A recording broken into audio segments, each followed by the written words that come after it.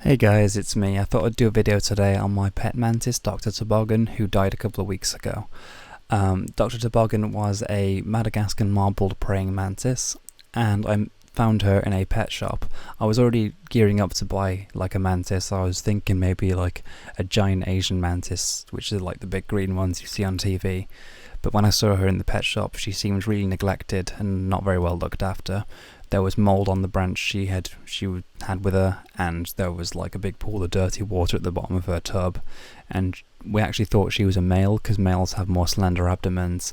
It turns out she was just drastically underfed when I got her, or she hadn't been fed in a while, which was a little bit upsetting to see. So I decided I'd take her home as my mantis, and I'd look after her for a bit and maybe get a giant Asian mantis. But then I decided when I got her, it was in the taxi journey home, I just decided I'd fallen in love with this mantis.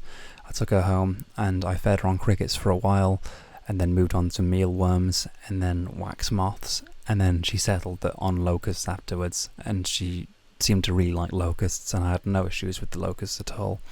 I had to keep her humidity at around 40 to 60% so she can molt properly, and in October she molted and got her adult wings. And usually they only live for a couple of months after that, and they die when it gets cold, like in December. But she lived until the 6th of June. Usually this species can last anywhere between 8 months to a year, and she lived an additional 6 months on top of that year. She lived incredibly long, and I like to put that down to love, basically. She was extremely well looked after, and very low maintenance to look after too. I didn't actually handle her until she became an adult with her wings, and only the males can fly. And because she was female, she was too heavy to fly, which meant she, would just walk. And I was really scared of handling her. I was worried about hurting her before I started handling her. And then I realised in October time, after she'd molted, that she actually really enjoyed being handled. She'd try and clean my hands and stuff, and she'd climb up my hands, and she enjoyed it a lot.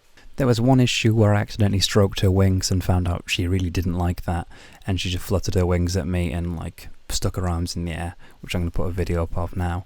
And there was one time where she was in a really foul mood and gripped onto my hands with those horrible big spikes you can see on her arm just there, and that was quite painful at first, but I decided that I'd let her carry on until she realised she couldn't hurt me, because I didn't want to hurt her by pulling away too quickly. Honestly, if anyone's looking at getting an insect kind of pet to get into the hobby, mantises are a perfect choice.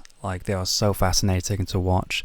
I was never once bored with Toboggan. There was never a time where I'd not take care of her or look after her because I was bored with her.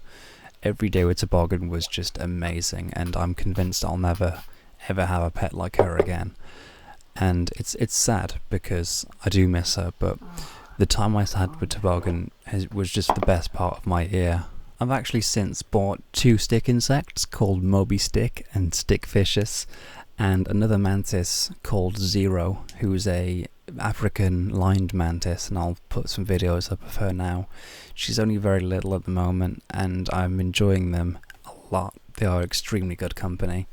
It's good because the mantis comes out in the daytime, and the stick insects are mostly active at night time, so I can enjoy them all day round, which is pretty fun.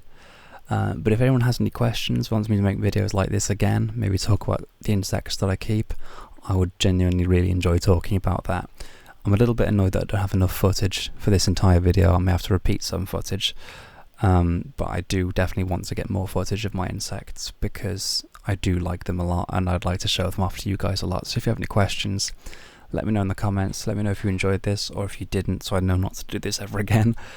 And yeah, if you enjoyed this, please click the subscribe button and the like button, and have a lovely day. Bye bye.